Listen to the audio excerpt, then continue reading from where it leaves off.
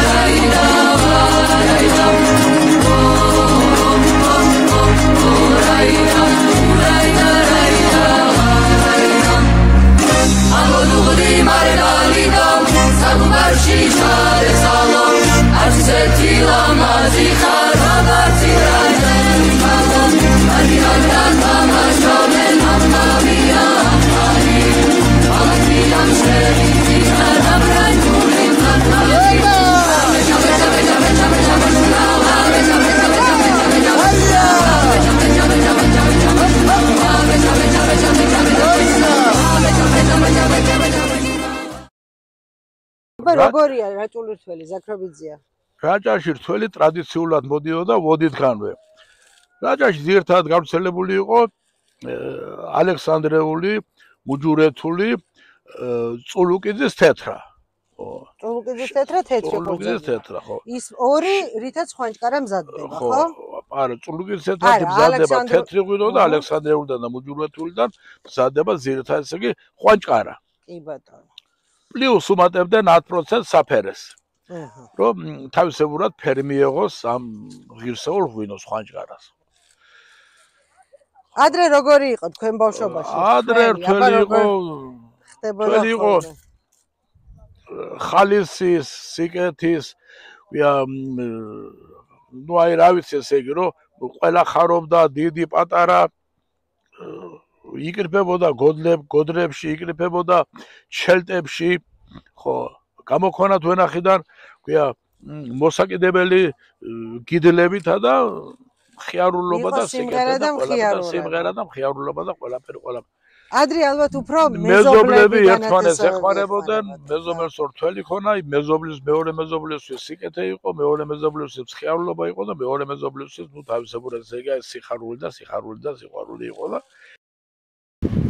თავისას ამთავრებდა და მერე მეზობელთან მიდიოდა, ზოგს ვენახი დიდი ქონა, ზოგს ვენახი პატარა ქონა, მაგრამ შესაბამისად და შესატყვისად ესენი ერთმანეთთან შეწყმული იყვნენ და შემდეგ ხდებოდა ურნის ჩაწურვა, რა თქმა უნდა იჭრილდებოდა საზნახელში, ეგრეთ წოდებულ ხორგოში, ხო, შიშველი ფეხით და გადახვემდა რამოდენიმე კარგი ვაშკაც ერთმანეთს ხელს და ამ საზნახელებში გადიოდნენ და გამოდიოდნენ და ეს ღვინის ნაჟური მიდიოდა ქვევრებში, სპეციალური ღარებით. ამას ახლა ხო თან იყო სიმღერა და ლოცვა და თან იყო სიმღერა, თან იყო ლოცვა. ხო. ძველ ღვინოს ახვედრებდნენ გლეხები ახალ ღვინოსა და ამ ძველი ღვინი დიელოსებდნენ და ლოცავდნენ ახალ ღვინის მოსავალს ხინითა და კარგი საქმეთა და კარგი ამით. ხო. ასეთი იყო რაჭული რთველი თქვენ ბავშვობაში. ხო, ბავშვობაში. ეხლა როგორ არის ზაქრობიძია? ეხლა რა ხდება? დღევანდელ პერიოდში ტრადიცია გრძელდება, ასეა თუ ისეა, მაგრამ ის ხალის ის რაღაცაზე მუშახელი ცოტა ნაკლებად არის. მეზობლების შემცირდა, იმიტომ რომ დაწოტავდა რაჭველი. ვენახები გაშენდა ამ ალექსანდრეული და მუჯურეთულის ბაზაზე, იმიტომ რომ ფასი დოედო ამ ღირსეულ ყურძენს, კარყურძენს და რა შეიძლება რაჭველი კაცი და რაჭველი გლეხი ყოველთვის შრომობს, რომ ეს ღირსეული ყურძენი და ეს კარგი ყურძენი არ გადააშენოსა და თავის კარგი დამოიშთა თავის ვენახში დატოვოს როგორც ესე იგი ღირსება და როგორც ესე იგი ღირსეული ვენახი. ხო. ნუ რა შეიძლება უვლის, ხო, თავს არ აზოგამს რაჭველი კაცი და თავს არ აზოგამს იმისთვის მოსავალი მიიღოს და იმერეთთან გამოყავს ხანდახან აი დამკრეფები, ხო? ეს მოსავალი მოიღოთა და ხო რაღაცა პატარა თანხა ავიღოთა და დაობინოთ ზოგი მარანში და ზოგი სახელმწიფო მარანში და ასე შემდეგ. ზაქრობიძე, ეხა აი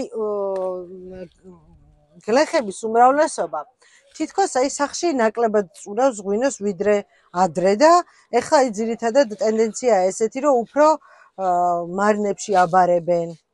თუ არა? ადრე რა იყო შემოსალო იცი? ადრე იყო ასეთი ამბავი, რომ აშკასი ხალხი იყო და უფრო ღვინო მოთხოვნადი იყო, ხინი იყო, ქორწილი იყო.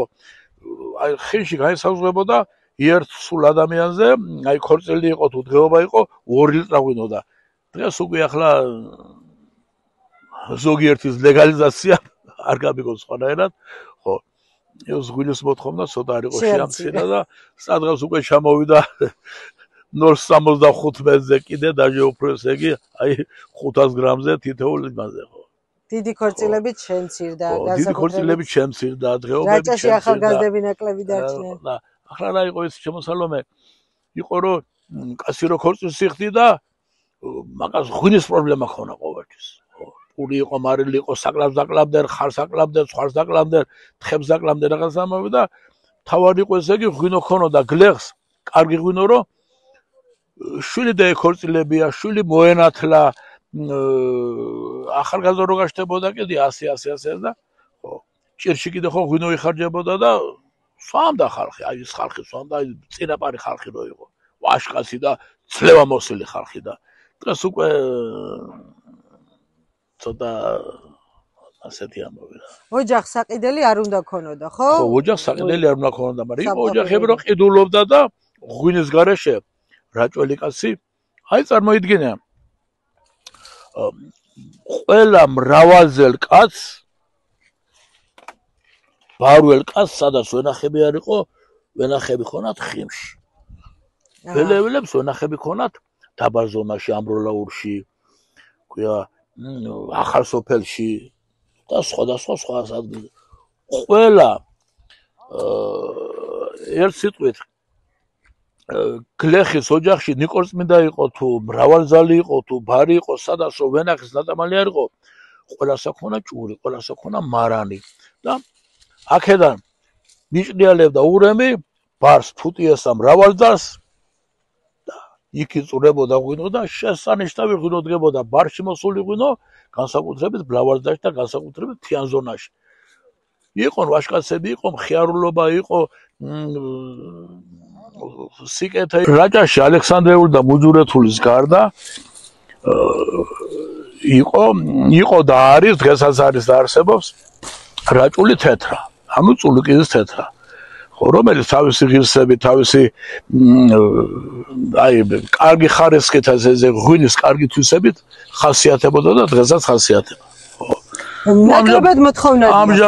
ამჟამად აღრა რაჭველები ამ რა ქვია რაჭულ თეთრას ნუ ხედავენ და პატივს ასევენ და დიდი პატივით ეპყრობიან, მიდღან ამზადებენ შესანიშნავ კარგ ღვინოს. ამავე დროს რაჭულში იყო რაჭული მწვანე. ხო, გადასარევი ჯიში, ნუ რომელიც ცოტა შიშობს ამ ესე იგი სოკოვანი დაბადებისგან, მაგრამ რაჭველებმა ესე იგი მაინც შემოინარჩუნესა და შემოინახეს ეს შვენიერი კარგი ჯიში. ზაქროძია, ცოტა აი ამავე დროს კუდურაული, ზოგი კუდურაულს უზაღი, ზოგი კუდურაულს უზაღისა და ეს არის შესანიშნავი ყურძენი, რომელიც რომ ჩვენ ვენახებში იშვიათად არ გავრცელებული, მაგრამ ამჟამად უკვე ხო მოსახლეობა და ზოგიერთი დაინტერესებული პირი დაინტერესებული ამ ჯიშითა და მისდევენ გაშენებას, რომლისგანაც დგება შესანიშნავი კარგი ღვინო. შესანიშნავი კარგი ღვინო ამ მკვდაროულიდან. აი თითქოს გადაფარა ეს ჯიშები ალექსანდრეულმა და ახლა ალექსანდრეული და მუჯურეთული უფრო სამრეწველო ჯიშია. ხო და გლეხი დაინტერესებულია რომ ნუ სადღაც ესე იგი 2 კაპიკი ფული შეიტანოს და ოჯახი არჩინოს ასე და ამან გამოიწვია ახლა ამ ჯიშების ცოტა იყო შეზღუდვა. მაგრამ აი ეს არიან დაინტერესებული გლეხები, რომლებიც რომ ამ მკვდარაულსა და რაჭუნწვანეს ყურადღებას აქცევენ და პირიქით ძირითადად ხო. ზაგრაძია, ეხლა მოგვიყავით ხვანჭკარაზე. აი როგორ მზადდებოდა თუ შეიცვალა მერე თქვენი ახალგაზრდობის მერე ტექნოლოგიայի თავიდან ტრადიციულად როგორ მზადდებოდა და რა ღვინოა მოკლედ ეს ხვანჭკარა ასე ყველას ხვანჭკარა ესე იგი რაჭული უნიკალური ღვინოა, ნახევრად ტკბილი ღვინო, ხო, რომელიც მზადდება ძირითადად ალექსანდრეულისგან და მუჯურეთულისგან. ხო, მარტო ალექსანდრეულისგან და მუჯურეთულისგან. ხო, კაპისტონსაც ურემდნენ ჩვენი ძველები, ჩვენი წინაპრები და დგებოდა უნიკალური ღვინო. ადრე იყო ასეთი მეთოდი, რომ მევენახე რო იყო და მევენახე რო ყიფიანი და სხვები მეღვინეები. ხო. ჩელზე ახმოვდნენ ამ კულზას და მართალია ესე იგი ღვინო ცოტა გამოდიოდა, მაგრამ ეს ღვინო იყო უნიკალური და ეს ღვინო იყო ღირსეული. შაქრები ხერად ვერ აი ახმოვდნენ რას ნიშნავს? აშრობდნენ რომ აი შაქრიანობა მიიღო. მომატებოდა შაქრიანობა მომატებოდას. და სხვადასხვა ურემდნენ ცოტავდნენ შავ კაბისტონს. შავი კაბისტონი არის ასეთი ჯიში. ხო. ნუ ღვინო დგებოდა ლალისფერი მოშავო ღვინო დგებოდა. მუქი წითელი ღვინო დგებოდა და იყო უნიკალური კარგი ხარისხის. ახლა შემდეგ ამ ღვინის გაბევრებისთვის და ესე იგი ამ ღირსებისთვის კომუნისტებმა დაამატეს საფერავი. კახური საფერავი, რომელიც მოდიოდა რაჭაში და კახური საფერავი რაჭაში სხვა შორის უნიკალურათა და კარგად მოდის. ღვინო გამოდიოდა გადასარევი, ღირსეული და იყო ესე იგი მუქი წითელი. ანუ უფრო გაამუქა ამ საფერმა და სხვა შორის ამ საფერმა გაამუქა და ღირსებას მისცა ღვინოს. თავისი არომატი, თავისი ბუკეტი, იმიტომ რომ საფერავი ისეთი ჯიშია, რომ თავისი არომატი აქვს, თავისი ბუკეტი აქვს, თავისი ღირსება აქვს და ნუ თავისი ესე იგი რაღაცები ესე იგი აი ღირსეული უნიკალური ანუ შეითვისა, მაინც ეს ტრადიცია არ დაგვიკარგავს, ხო? ხო. ახლა რა იყო? აი იმ დროს ხო მიღებული იყო საფერავის 10-15% დამატება. ამ ალექსანდრეულზე და მუჯურეთულზე ამზადებდნენ კომუნისტები ღირსეულ კარგ ხვანჭკარას. კარგი ღირსების ხვანჭკარას. ახლა შემდეგ როცა რომ ახალი ტექნოლოგიები შემოვიდა, ესე იგი თანამედროვე მეღვინება გადაწყვიტეს, რომ მარტო ალექსანდრეულის და მუჯურეთზე გარდა კაპისტონისა, გარდა საფერავისა დაემზადებიათ მარტო ალექსანდრეულისგან და მუჯურეთულისგან. ანუ ტრადიციულ იმას დაუბრუნდნენ. ტრადიციულ იმას დაუბრუნდნენ, ნამდვილად ტრადიციულ იმას დაუბრუნდნენ. საფერავი ამოაგდეს, ეს შავი კაპისტონი ამოაგდეს, იმიტომ რომ შავი კაპისტონი ახლა იმდენის აღარ მოდის, რომ ნუ სარეალიზაციო ხო ასეთი და ხო და დღევანდელ პერიოდში მიიღეს შესანიშნავი კარგი ღვინო. ეხლა რას გვეტყვით საოჯახო მეღვინეობაზე? აი წეგან ჩვენ საუბრობთ, რომ უმრავლესობა გლეხების სარეალიზაციო თან ჩასაბარებლად უფრო ამზადებს ამჯობინებენ რომ ეს ალექსანდრეული და მუჯურეთული მოკლიფ უნდა ჩააბარონ იმდენადაც რომ ფასი აქ დიდი 7 და 8 ლარი ღირს ალექსანდრეული და მუჯურეთო 7 ლარი ესე იგი ეს ცოტა ფული არ არის გასო ნამდვილად ხო ვისაც დიდი ვენახია 7 ლარია და 8 ლარია ახლა აი სოლიდურ თანხას იღებს ხო მე ვენახე ამან თითქოს ხო არ აი დაარტყა საოჯახო მეურნეობას, ანუ აი გულისხმობ მეღვინეობას, საოჯახო მარკეტს. ახლა რა არის, ახლა მე ვენახე როცა არის და როცა ვენახი უყარსა და ვენახი ნამდვილად იცის და ნაღდად იცის, იმას ინტერესი აქვს რომ დააყენოს ღვინოს. ხომ ალექსანდრეული და მუჯურეთული და ჩვენაც ტრადიციულად როგორც ჩვენი წინაპრები ვაყენებთ ქვევში, ქვევრის მეთოდით, კარგად გარესხილი ქვევრები გვაქვს, რა თქმა უნდა, ძველებური ქვევრები. და ვაყენებთ ალექსანდრეულს და მუჯურეთს, გამოვდის შესანიშნავი ღვინო. და ანუ მან თქვენ საოჯახო მეურნეობასაც სხვათა შორის გამოგვიდეს ესე იგი, აი შრალად, ესე იგი, რასაც ესე იგი ალექსანდრეული ქვია, ალექსანდრეული ხო. იმიტომ რომ ტკბილად ამას თავისებური ტექნოლოგიური პროცესი უნდა თავისებზე ხევრის მეთოდი თავის დურდოსთან, თავის ჭაჭასთან ერთად ვადუღებთ და გამოდის შესანიშნავი კარგი ხვანჭკარი ზღვინო. სრულად ადუღებული მშრალი. აი თქვენ როგორ ფიქრობთ ახლა? აი ეს რო ფასი მაღალია, თითქოს აი რაღაცნაირად ხო არ იჩაგრება ეს საოჯახო მეღვინეობის თითქოს იჩაგრება კი არა. და ეს რაღაცა ხო არ ხო, გლეხს ურჩენია რომ მისი დაყენება, მისი რაღაც ესე იგი აი რამდენად უნდა გაყიდოს ხო. ხო, რომ მოდის აი მომთხოვნი ყიდულობს 2 ლიტრას, 3 ლიტრას, ესე იგი აი გასინჯვის სახით რა. რო გასინჯოს და რო დააგებონოს ეს ხვაჭკარა. და ეს ჩაბარება უფრო მარტივი ეს უფრო ჩაბარება უფრო მარტივია და არ მოითხოვს იმ დაშრობა ჩაბარება ესე რასაც ხო. ეს უნდა მოწურო, შემდეგ უნდა ქვევრი გარეცხო, ჭურჭელი გარეცხო. დიდ შრომასთან. გადაიღო ერთხელ, გადაიღო ორჯერ, გადაიღო რამოდენიმეჯერ და ეს მოითხოვს სხვა შორის ძალიან დიდ შრომას. ამიტომ გლეხს ურჩენია რომ ერთიანად მოიშოროსა და ის გარკვეული თანხა აიღოს, შემოსეული თანხა და თავისუფალი იყოს ახლა იმას მე ასე თავისთვის მოწუროს პატარა დაახლოებით ესე იგი 100 ლიტრა იქნება თუ 50 ლიტრა იქნება და დააგებნოს თავის ღირსეულ სტუმართან ერთად. მაგრამ ალბათ ცოტა გულდასაწყვეტია, იმიტომ რომ რაღაცნაირად ტრადიციული ჩვენი წინაპრები ტრადიციულად აი კომუნისტები აზალებდნენ პირიქით.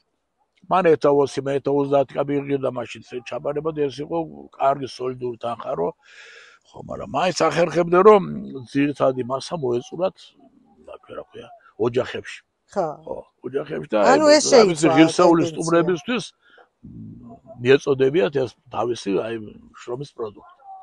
ეს ალბათ რაღაცა ხო და ნუ ახლა უკვე შეეცვალა ურჩენია ახლა ესე იგი ამ მევენახეს ხო მევენახეზე ლაპარაკი რომ ხო ეს თავისი მოყვანილი პროდუქტი ყურძენი ჩააბაროს მომბრძანდით ჩვენს მარანში სადი ჩვენს მარანში დედა რა სილამაზეებია ბატონო ზაქრო ეხლა თქვენ უნდა მითხრათ რა არის ხო ტრადიციულად აგვაქვს ქვევრები სველებული მამაპაპისეული ქვევრები რომლებშიც ვაყენებთ წითელ ღვინოს და თეთრ ღვინოს თეთრას წვანეს და ცოლიკაურს აჰა ეს რა არის აი თან რო ამიხსნათ სანამ ღვინომდე მივა უნიკალური ქვევრებია და უნიკალურ ქვევრებში უნიკალური ღვინოები დგება უნიკალურ ღვინოებს ვაყენებთ ხო ეს არის კევრი ჩემი წინაპრების კევრია, ჩემი წინაპრები იყო მშრომელი, დიდებული ადამიანები და კალოს ლეწენ ამ კევრით. აჰა. ხორბლის მოსავალს მოიწევდა. ანუ ხორბალი მოდიოდა რაჭაში. მოდიოდა რაჭაში, მოდიოდა ხორბლით იჭერდა თავს ერთად. ხორბალი იყო, სიმინდი იყო, ლობი იყო და აშენდა და შეაბამდნენ ხარებს, გაშლდნენ კალოზე ამ ხორბალს, ხორბლის მოსავალს, გადაურბებდნენ ამ კევრით რამოდენიმეჯერ, ბევრჯერ სხვათა შორის მერი ანირებდნენ და მიდიოდა მთელი პროცედურები და გამოდიოდა სუფთა ხორბალი, მერე შემდეგ იმას კიდე თავისებური სეგის პროცედურა და ქვამდნენ წყლის სისქვილებზე და ირჩენდნენ თავს. ზაქროძე, თქვენ მოესწარეთ ამასა, თქვენ ბავშვობაში ხდებოდა? არა, უბრალოდ და შეინახეთ ეს ნაწილობრივ მე მახსოვს, ნაწილობრივ პატარა ბავშვი ვიყავი და მერე უკვე ჩაანაცვლა უკვე ინდუსტრიამ, ხო? უკვე მექანიზაციამ ჩაანაცვლა და გლეხებს უკვე აღარ დაჭირდათ ეს კევრი. აი ესენიც რომ მითხრათ რა არის? აი ეს რა არის მაგალითად? აი ეს არის სარცხი, ჭურის სარეცხი საშუალება. სარცხი, აი ეს სარცხი. სარცხი. ხო. ეს არის უღელი. აჰა. ორხარს გააბამდნენ უღელში, ნუ თავისი ურემი ქონა, თავისი თვლები ქონა და აი ასეთი თვლები ქონა ურებს და ხო. შეშა იყო, თივა იყო, ყურძენი იყო, რაჭველი გლეხი ამითი არჩენდა ოჯახს და მიქონა თავის ოჯახში. ეს არის ცხენის ხამუტი. ზოგიერთ დღეს ცხენების აყამდა და შემოადგამდა ამ ცხენს ხამუტს. თავისი ორთვალა ქონა მოწყობილი, ამ ორთვალაზე აგრუზამდა შეშა იყო, თივა იყო და ნუ მიქონა თავის ოჯახში. ხო. ეს ხერხი გახლავს. ხო. ეს რამე სარტყელი. პირდაპირ ხერხს უზამხობდნენ და შეშებს ხერხამდნენ ძირითადად. ეს არის ამ ხერხით ხერხამდა ჩვენი წინაპარი ძირითადად მასალას. წიფელი იყო, სოჭი იყო და აშენებდნენ სახლებს. ძირითადად ამ ხალხს მე-17, მე-18, მე-19 საუკუნეში დაჟე ამ ხერხით ასეთი ხერხებით იყო აშენებული ჩვენი ზეგი სახლები, სამზილები, ტრადიციული სახლები, აი სქელი ფიცრებით, ასეთი სქელი ფიცრებით. ხო. ეს რა არის? ის გობია. ხო, მოსაზელი, სომეს მოსაზელი. ხო, ლობიოს მოზილამდე და კაგლობიანებს და ხაჭაპურს ყელს მოზილამდე და ხაჭაპურს და კაგლობიანებს ასწორდნენ შეიძლება. ეს ხრიკა ტარს დაუგებდნენ ამას და ღვინის ამოსაღებად დიდი ქვევრებიდან ამოქონათ ხო ღვინო შესანიშნავი კარგი რაჭული ღვინო. ეს რა არის? ეს არის ღვინის მოსარევი. ხო ქვევრში რო ღვინოს დაადუღებდნენ ჩვენი წინაპრები ამის საშუალებით ჭაჭა დაქონა ძირს და ურემდა ღვინოს. ქვევრში ღვინის მოსარევი გახლავთ.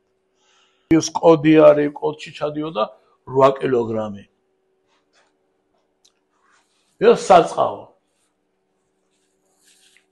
ფუთი იყო ღვინის საწყავო. ღვინის საწყავო ჩადიოდა 16 ლიტრი. საწნახელი. სადაც ჩვენი წინაპრები მე-19 საუკუნიდან წურამდე ღვინოს უფრთხილები ამ საწნახელს არის ღირსეული საწნახელი ჩემი ვენახის მოსავალი რაც აი მარანში წურება ამ საწნახელს გაივლის. აი როგორ მოგვიყვეთ ახლა როგორ ხდება პროცესი? ხო. ამაში ამ იყრება საწნახელზე დგება საწური მანქანა, თანამედროვე საწური მანქანა, ადრე ჩვენი წინაპრებებს დაგნისავდნენ და ჩაყრიდნენ ყურძენს და აი როგორც გითხარით რამოდენიმე 2-3 ვაშკაცი ფეხით ჭყლედდნენ, მერე ამას აქვია დურდოს მიწემდნენ უკან, მერე კიდე დაჭყლედდნენ და საშუბურიდან გამოუშვებდნენ და ჩადიოდა ჭურებში. დღეს თანამედროვე მეთოდით, ხო, თანამედროვე საჭყლედი მანქანებით ჭყლიდავთ ეს შესანიშნავი ჭურჭელია ღვინის დასამუშავებლად, ღვინის დასამუშავებლად. და აქ დაგმანილი გვაქვს ღვინის გაზამუშავებელი მანქანა დგას 8 წელს ღვინის ეგ წვენი შემდეგ ნასოვის სახით გადაგვაქვს ჭურებში. ხო, ჭურებში გავდა. ეს რამდენი წლის იქნება ეს საწნახელი? ბატონო? რამდენი წლის იქნება ეს საწნახელი? ეს საწნახელია რაღაცა მე-19 საუკუნის. მე-19 საუკუნის. და რა ხისგან არის ხა ეს? ცაცხვისგან. ცაცხვის საწნახელია. ცაცხვის საწნახელია და სადღაც იგი ტევადობა ტონა. 1 ტონა და ცოტა მეტი. ნუ ტრადიციულად რაჭველები ხის საწნახელში წურავდნენ. ძალიან უვლით სხვა შორის რომ ვიხმართ ამ საწნახელს, დაიწურება ყურძენი, დაიწურება გამოვა ღვინო, შემდეგ კარგად გავრეცხამთ, კარგად გავამშრალებთ და გავანიერებთ და დღემდე მოდის ჩვენ მარანში როგორც იგი ერთადერთი ღირსეული ჭურჭელი. დადეტრესეული ჭურჭელი. ხო. ფაქტობრივად სამუზეუმო ექსპონატია. სამუზეუმო ექსპონატია და მე აი ფაქტიურად ვერ წარმომიდგენია რომ ამ საწნახლის გარეშე ხო ჩემარაში ღვინო დაეწუროს აი პირადად მე. ეს არის ძველებური წბერი. როცა რომ ჩვენი წინაპრები დაწურამდნენ ყურძენს არ იყო მაშინ შაქრის გაკეთება რაზე ჭაჭიდან რო სრულიად გამოეზროს ეგ ეს წვენი ყრიდნენ ამ ქვია დანადგარში რასაც აქვია წბერი აქ დაუტნებდნენ სარქვეს აქ ჭახრაკს დაატრიალებდნენ და აქ მოდიოდა ღვინო და დაწმენდილი გამოწბერილი ხო და სხვადასხვა სადღაც 70%-ით წბერამდა ეს ისეთი წბერი იყო სიჭახრაკით. მერე კიდევ დაუჭერდა და ხანდახან სრულ სიმშრალემდე მიხამდა ჭაჭა. ხო, სრულ სიმშრალემდე ფლათ არა, მაგრამ აი სრულ სიმშრალემდე მიხამდა ჭაჭა და ხმარობდნენ ეს წბერი იყო მე ვენახეს და მე ღვინის, აი მარჯვენა ხელი რო იტყვი. ხო, ღვინის გასამდიდრებლად და ღვინის ხარისხის ხო, არ ხარისხი არა, ღვინის გასამდიდრებლად რომ მეტი ღვინო მოვეკავებინათ ყურძნისგან, მეტი გამოეწმენათ რომ გასაგებია. წვენი რო წერტნიათ ყურძნისთვის, ხო. ნუ დანარჩენი ჭაჭა რას იყო, ხმარობდნენ პირველ საჭმემდენ ორი ხათამი საქონელი და ასე შემდეგ. ხმარობდნენ იმასაც კი ხმარობდნენ. გასაგები. ზაქროძე, აი თქვენ თვითონ ახსენეთ წეგან, შაქარიო და აი აუცილებლად უნდა შეგეკითხოთ, რა ფენომენია ეს, რატო მოვიდა ქართველ გლეხს ეს შაქარი და წყალი. ღვინის გამდიდრებისთვის ახლა იყო რაშკელი ადამიანები რომ ღვინო არ აყოფდიდა ქართულ კაცსა და ამ ჭაჭაზე შაქარს და წყალს აი გარკვეული პროცენტული რაოდენობით იღებდა მშვენიერ კარღვინოს. ხო. კეიპობდნენ იმ ღვინით ეს ღვინო არანაირი მავნებელი არ იყო, არანაირი ესე უბრალოდ ესე იგი კეიპობდნენ და თრებოდნენ ამ ღვინით რა. გასაგები. მაგრამ მაინც რაღაცნაირად ნუ ახლა მაინც ესე იგი ღირსება მაინც აი იმ სუფთა ღვინის ღირსება ნამდვილად არ ახონა. ნამდვილად არ ახონა სუფთა ღვინის ღირსება, მაგრამ მაინც ღვინო იყო და მოიშალოს მე მგონი, ხო, ეს შაქარი და წყალი. ახლა შაქარი და წყალი უკვე თითქოს აღარავინ აყენებენ ახლა ზოგიერთები ახლა მაინც ყოველ შემთხვევაში ეს, მაგრამ ძირითადად ამოღებულია და მოშლილია რა. იმიტომ რომ ღვინის მოხმარებელის უკვე ხარისხი გაიგო, ხო? უკვე ღვინის მოხმარებელის ახლა იმდენი აღარ არის. ადრე იყო ვაშკაცები იყვნენ ესენი იყვნენ და დაიდებოდნენ თითოს 5 და 6 ლიტრა ღვინო რა ყოფნიდა და იმიტომ ღვინოს ამდიდრებდნენ ამ შაქარითა და წყლით. აბევრებდნენ, ამდიდრებდნენ, აბევრებდნენ, პროსტოდ აბევრებდნენ. ხო. აი ეს არის ჩვენი წინაპრების კოდი ერქვა, ეს იყო მარცვლეული საწყავი. მარცვლეული საწყავი ჩაყრდნენ ხორბალი იყო, სიმინდი იყო ესე და ერთი კოდის სიმინდი დაუშვათ ღირდა ამდენი. ანუ ამით ერთი კოდი ხორბალი, ერთი კოდი ლობიო დაუშვათ ღირდა ამდენი და აი ეს ახლა მე ახლა როგორც ასეთი ტრადიციულად სამუზეუმად რამდენი კილო ჩადის ერთ კოდში, ხო არ გახსოვს? ერთ კოდში ჩადის 32 კილო. 32 კილო. ხო, ნაოთხალში 8 კილო ჩადის, ბათმანში 16 კილო ჩადის და ეს იყო 32 კილოიანი ჭურჭელი ზუსტად ახლა ისე გამოწყამდე რომ გადარჭიდე თავს რომ 32 კილო 2 ფუთის წონა. ხო. სიმინდი და ეს ხორბალი და ლობიო ესე იგი იზომებოდა ნაოთხლობით, იზომებოდა კოდებით და იზომებოდა ბათმნებით, ბათმანობით. ხო, ეს არის კოდი. ხო, გადასარევი ეს ამას ქვია, რა ქვია? ეს არის ეს არის რაც არის. ეს არის ტიკი. დიახ, და ის გვერდზე დიდი? გეტყვი, მაგასაც ვღო. ეს ტიკი რა არის? როცა რო გლეხი ყანაში მიდიოდა, როცა რო გლეხი თაში მიდიოდა, ხო, არა ქონა მართლმასი ჭურჭელი, თიხი ჭურჭელი ქონდა, თიხი ჭურჭელი ყოველთვის გატეხადი იყო და ყოველთვის არამოსახმარისი იყო. ამიტომ მოიგონა ჩონაწიბანება და გაატყავათ ხა, დაამუშავა და გახადა ეს ტიკი. ტიკი შიგნით მუშავდებოდა კუპრით, რომ ღვინოს სუნი არ ეღო, ამას ჩაალბობდა, ჩაასხამდა ღვინოს, მოუჭერდა თავს, შეაგდებდა ურნებს და ჩამოიკიდებდა ცხენზე და მიქონა დანიშნულების ადგილზე. ეს ყანა იყო, ვენახი იყო, სად იყო, სად იყო. ამ ტექში ჩადის სადღაც 2 ფუთი ღვინო, 32 ლიტრა ღვინო. ეს იყო უნიკალური მოსახმარი. არც გატყდებოდა, არაფერი არ მოვიდა. არც ის. სიმძიმეც არ ეკნებოდა. ახლა მეორე. ეს არის კოლოტი, აი დიდი კოლოტი მქონა, მაგრამ სადღაც აი ჩემი წინაპრები, იმენა ჩემი წინაპრები ბაბუაჩები. ხო. ასეთი კოლოტი ქონა რამოდენიმე 2, 3, 4, 5. ხო. ეს ის კუპრი დამუშავებული. ეს რისგან მზადდება, ზაქროძია? ეს მზადდება ხარის ტყავისგან. ხო. კარგი მოწიფული ხარის ტყავისგან. ერთი ცალი გაჭრილს არ უნდა ქონდეს, რომ ღვინო არ გამოიჟონოს.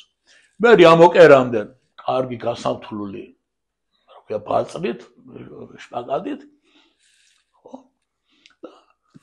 კუბში დამუშავებული და დამპალი კოლოტი უკვე მზად იყო ღვინის სატრანსპორტიროდ. ყოველთვის მთიულ ხარს აქონა ვენახები ბარში. ხო, ბარში რომ მოწურამდე ღვინოს თავისი საწნახლები ქონა, თავისი მარნები ქონა რაღაცა, იხვარ დატოვებდნენ, იმიტომ რომ სახლების ზემოთ აქონათა და ამ კოლოტებს შემოაბზანებდნენ ურნებზე და ხარებზე და მიაქანებდნენ ზემოთ. მაღალმდიან სოფლებში. ხო, იქ ქვევრები ქონათ, კარგარესხელ ქვევრებში მოხსნიდნენ ამ კოლოს თავს და ქვევრები კოლოტები იყო 200 ლიტრიანი, 300 ლიტრიანი, 400 ლიტრიანი კოლოტებიც იყო, მაგრამ გააჩნდა ხარებს. ზოგიერთ ხარი ახლა 400 ლიტრიანი კოლოს ვერ ერეოდა, მაგრამ სადღაც ეგ 200-300 ლიტრიანი კოლოტებით მიქონათ. ხო, დაუშვათ ამბროლაურიდან, ველევში დაუშვათ, ბარიდან, ფუტიეში და მრავალძარში და აშენებდა და ნახევრად დადუღებული ამ საწნახლის ღვინო ქვევრებში დგებოდა უნიკალური ამ მთიან პირობებში და იყო მერე ქორწილები, იყო ხინები, მრავალძლელები და ველები მთიული ხალხი ღვინოს მოიხმარდნენ ისე რომ ხო, უარდათ ღვინო და ქეიფობა და იქ სპორიც იყო, მაგრამ იქ ძმობა იყო, სიყვარული იყო, სითბო იყო და ყველაფერი ეს გამოიხატებოდა. ძალიან კარგად. ხო. ეს არის სადღაც 200 ლიტრიანი ეს კოლოტი. ხო. დიდ კოლოტებს რუმბებს ეძახდნენ.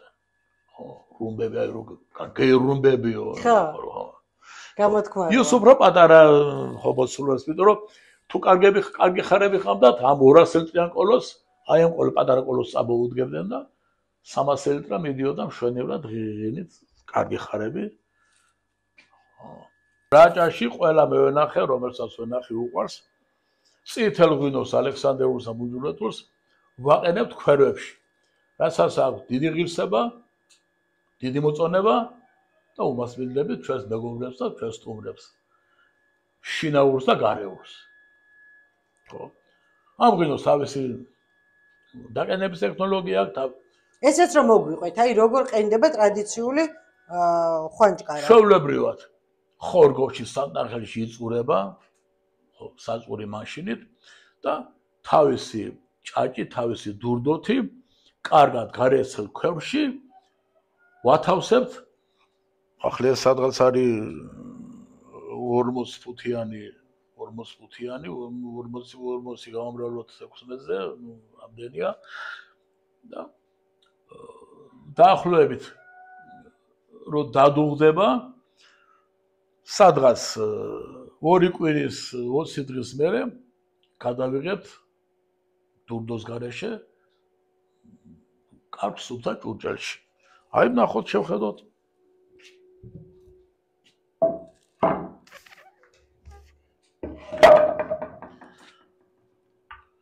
უკვე დუღილის პროცესია, დუღილი დაწყებულია.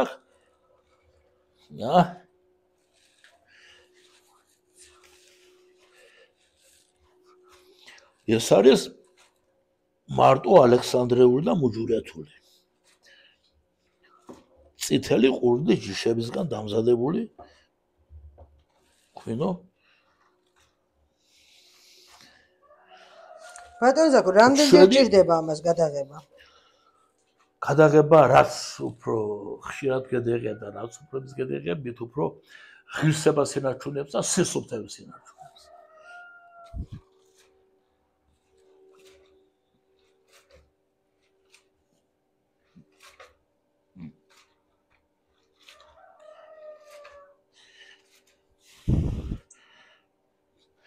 აი ბატონო რომ მობზანდებით შემდეგში გაგასინჯებთ ღვინის სიკეთეს და ღირსებას. აუცილებლად გასტუმრობთ სიკეთეს და ღირსებას.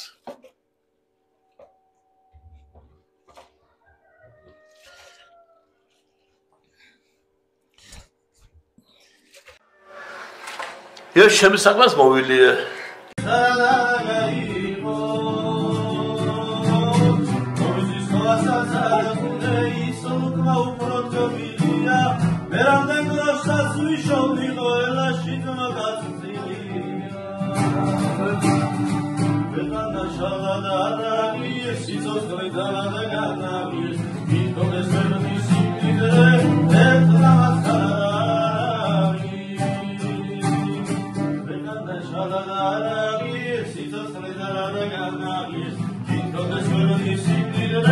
It's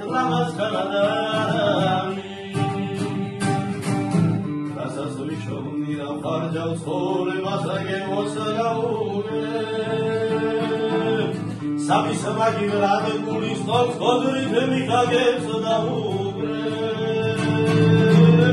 Jero magrove vrade kinda garma sokros binali kijos deishi gadi ostore va okhediani Vedam shalada mi sisos khrezana de gadi ikode jerni sindide ertla maskara